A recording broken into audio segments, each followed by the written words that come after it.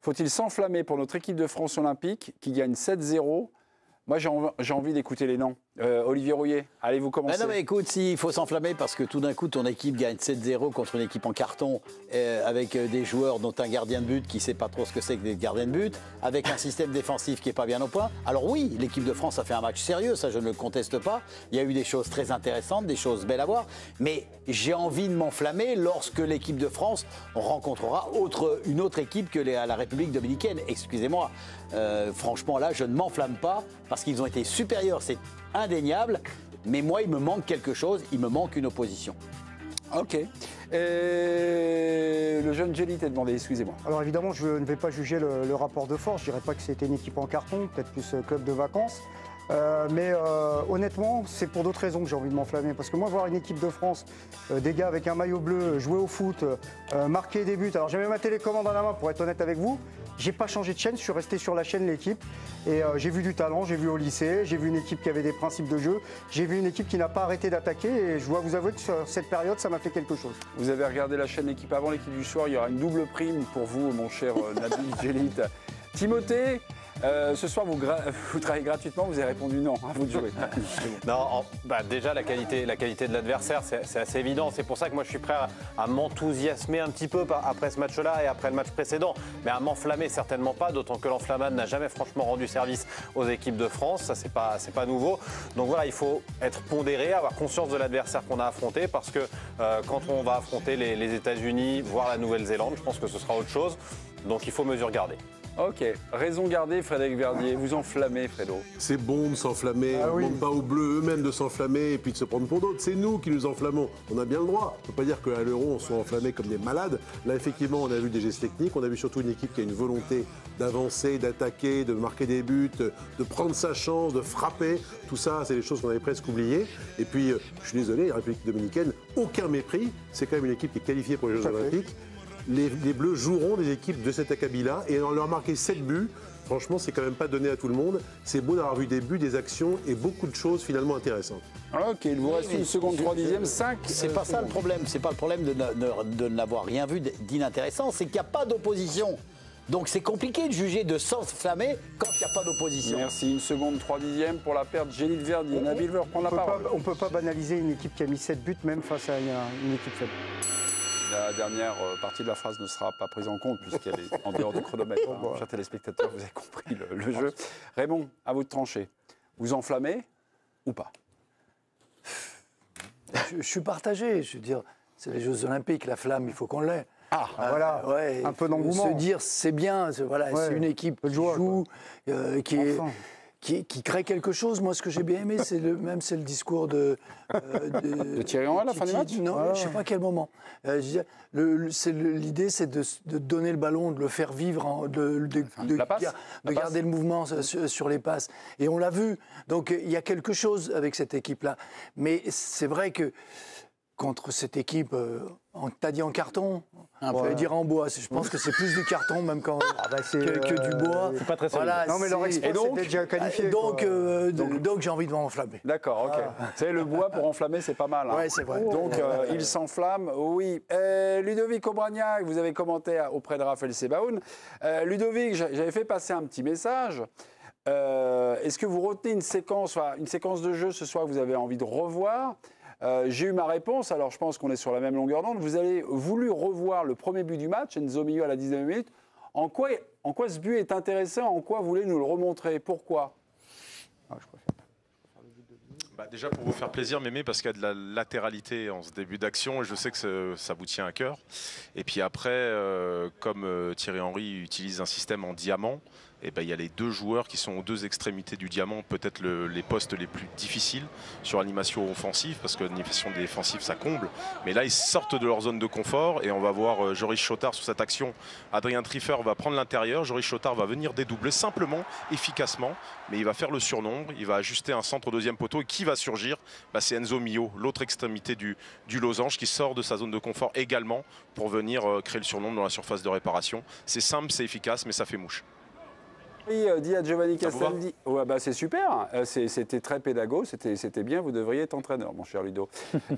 Quand Thierry Henry confesse à Giovanni Castaldi, on a retrouvé sur le terrain ce soir ce qu'on voulait faire. c'est exactement l'exemple que vous nous avez choisi finalement, non?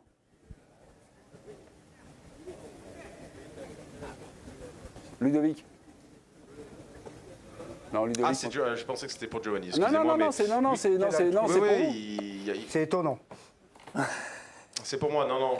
Ok, non, c'est oui, c'est la volonté de verticalité de la part de Thierry Henry, cette volonté de toujours vous jouer vers l'avant. J'écoutais Raymond parler et c'est ce qui nous a beaucoup marqué ce soir. Est-ce qu'il faut s'enflammer, pas s'enflammer? J'en sais rien. En tout cas, on peut être satisfait. Il y avait une promesse qui avait été annoncée face au Paraguay sur cette deuxième période. Elle a été tenue sur ce match-là. Vous parlez de l'adversaire et de la qualité. C'est quand même deux équipes qui ont roulé leur boss dans la zone âme sud, qui ont été loin d'être ridicules. C'est simplement l'équipe de France qui les a éteintes, qui les a mis à l'agonie par sa qualité physique et sa qualité technique. Non, c'est la vitesse de passe, oui, la disponibilité, la vitesse de passe et surtout l'utilisation du jeu à une touche de balle qui, moi, vous savez, ça me fait des frissons quand je vois ça. Merci beaucoup. Alors très rapidement, parce que je crois qu'on a le crédit jusqu'à 35. J'ai plus envie en fait. Ah d'accord, merci beaucoup. Ludovic, on vous embrasse et on vous souhaite un beau retour du côté de nos studios. On vous embrasse Ludovic, c'était impeccable avec Raphaël. Non, mais je voulais pas griller le prochain thème en fait, parce que ma question... C'était sur Olysée? Ouais, voilà, je me suis dit, j'ai eu un réflexe rapide en me disant... Il faut savoir faire de la télé. Président, vous avez été donc sélectionneur espoir, sélectionneur des A. Gagner des matchs amicaux avant un tournoi comme ça, largement, très largement, est-ce que c'est voué à l'amnésie ou est-ce qu'on garde un truc? Est-ce qu'il y a quelque chose à conserver? Je trouve que ça a deux effets. Le premier, c'est la confiance chez les attaquants et la confiance dans l'idée de la construction du jeu, de ce qu'ils sont en train de faire et de ce qu'ils mettent en place. D'accord. Et de se dire, ça confirme que quand on est bien, quand on joue comme ça, on crée des situations. Alors, nous, on dit c'est une équipe en bois, mais c'est vrai qu'ils sont qualifiés. Ils vont faire aussi les JO, donc on va rencontrer des équipes comme ça. Il va falloir garder cet esprit-là. Ça, on l'a. Mais moi, ce qui me dérange dans ce genre de match, c'est que ce qu'on n'a pas vu, c'est une opposition réelle pour les mettre en difficulté défensivement. Parce que quand on voit les boulevards qu'il y avait au milieu de terrain, et le but qu'ils prennent, qui est refusé, est symptomatique. C'est un beau but, hein. Oui, mais il est dans un moment où il n'y a plus de milieu français. Tout le monde est parti de tous les côtés. C'est tout ouvert. Et là, contre des équipes un peu plus solides, un peu plus costauds, et ça, aujourd'hui, on ne l'a pas. Donc, et ça fait 2 matchs où ils ne l'ont pas beaucoup. Ils sont dans le secteur offensif, c'est un plus. Donc c'est une équipe plaisante, mais vous avez un doute sur son organisation à la perte de balle encore. Voilà, à l'organisation à la perte de balle, parce qu'aujourd'hui, on n'a pas pu le voir.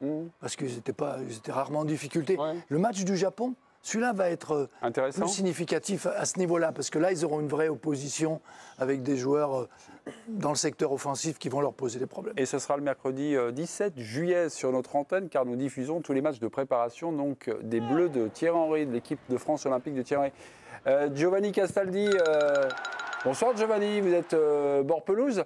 Je voulais vous faire rebondir sur le constat de Raymond. C'est un test offensif qui a été évidemment passé avec la mention très bien. On est à la période des examens, là, du bac et du brevet des collèges. Mais défensivement, est-ce que vous voyez des petites choses encore, des déséquilibres à la perte, des petits trucs comme ça, quoi. Enfin, des trucs importants. L'équilibre, il va toujours. Oui, bonsoir Mémé, bonsoir à tous. Mais honnêtement, on n'est pas surpris. J'ai la chance de suivre cette équipe de France Espoir et maintenant U23 depuis que Thierry Henry est arrivé. Même sur le premier match, ça avait été le cas. Voilà, cette organisation-là, le losange, c'est difficile. Et quand il y a des pertes de balles, l'équipe de France est en énorme difficulté. C'est pas une surprise. Et effectivement, sur cet aspect-là, ce soir, on n'a pas les réponses qu'on attend. Maintenant, ce que j'ai aimé, c'est ce que Thierry Henry essaye de mettre en place pour compenser ça. On l'a vu, Adrien Truffert est extrêmement offensif, là où Kylian Sildilia va plus rester dans cette défense, et c'est le milieu axe droit, donc là c'était Enzo Mio, puis ensuite Andy Diouf qui anime un peu plus le côté, donc on voit qu'il essaye de répondre à cette problématique-là. Il demande aussi à sa ligne défensive d'être très très haute pour aller vite, à sa sentinelle qui est Manu Koné d'avoir beaucoup de liberté et de pouvoir percer dans le cœur du jeu. Donc fatalement, l'équilibre, ça va être la recherche perpétuelle de Thierry Henry. Ça avait été le cas un peu en première période quand même face au Paraguay, parce qu'on avait été bougé, il y avait une réaction, mais on avait vu ça, et ça sera intéressant face au Japon. Là, Raymond a raison, mais en tout cas il travaille, et la réponse que m'apporte très souvent Thierry Henry par rapport à ça, c'est la gestion. En fait, il veut de la possession à outrance, gérer les tempos, les temps forts et les temps faibles pour concéder le moins d'occasions possible, parce qu'il sait qu'il y aura toujours un peu de déséquilibre. Si vous croisez Castello Luqueba, dites-lui d'être un peu concentré en début de match parce que le Paraguay, il nous coûte un but. Et puis là, ce soir, il y a une petite panouille de Castello. Qu'est-ce qui lui arrive? Là, il regarde les tribunes. C'est le fait de rejouer en France qui le perturbe? Non, il l'a dit, vous allez le voir, je pense un peu après, parce qu'il s'est arrêté à mon micro. Je lui ai posé la question, honnêtement, comment tu te sens.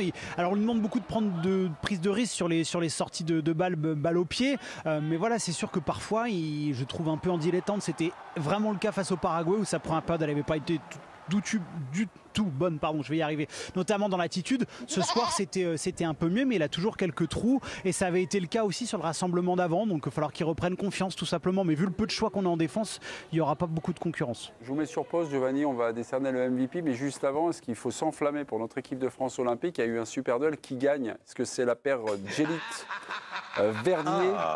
Eh bien non, Rouillé, Mémon, 59, l'équipe en bois a remporté contre un tandem en or. Il y a des gens qui ont eu le même match que nous.